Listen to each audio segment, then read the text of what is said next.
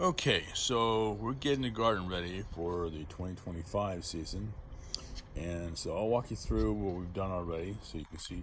The hanging pots over here is going to be mint, and I'll explain why we're putting them in. Against the netting over here, this is all going to be cherry tomatoes.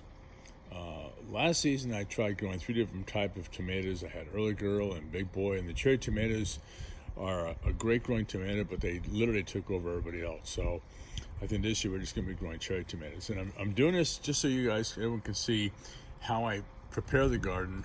In a couple weeks I'll be planting, so I'll show you how that's all set up. Okay, I'll be growing zucchini or squash this season, and I want to show you what I've done also. You might notice that the net is at a slight angle. There you go.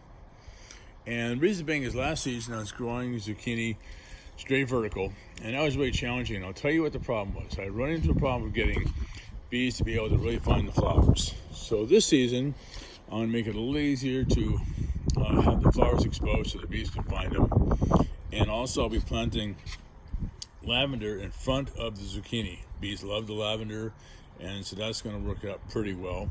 And I'll show you how I got it attached. That's just PVC poles with the plumber's tape at the top attached to a PVC header right there. And what I use is just the garden tape to keep it attached, and that works pretty well. And of course I'll be growing my cucumbers, and I call that my cucumber cage. And the cucumbers do really well on this. And again, that's just PVC with green netting, and it works pretty well. And again, also over here, that hanging pot's going to have mint in it. And the reason I like growing the mint because it releases the aromatic, and the aromatic confuses mosquitoes. And so consequently, I'm able to get really good mosquito control because frankly, the mosquitoes are kind of wondering what's going on, all these different scents in the air, all these essential oils. Next, I will be growing the lavender, as I said, in the front. I'll also be growing over here.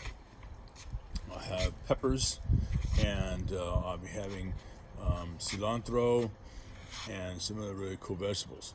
What I've also done to the soil, and this is really important, is I've gone ahead and flipped the soil over and turned it all over to get some fresh oxygen going through it.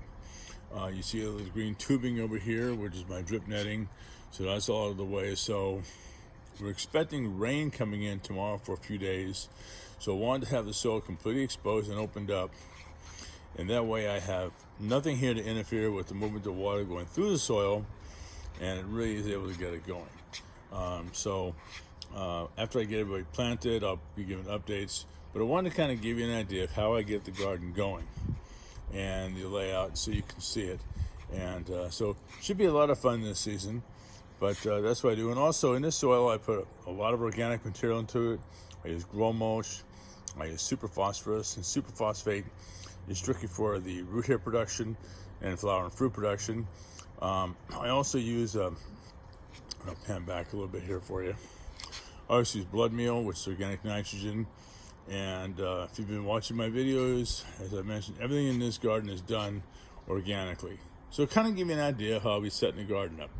Okay, and I'll be posting this after I also get the garden set up so you can see everybody's planted. But that's how I go ahead and I do the pre-planting. Again, this is going to be for mint right here, and also mint over here. And there we go right there. And usually I just use peppermint, but there's different types of mint that are out there. Okay, so that's the pre-preparation before the garden actually goes in. All right.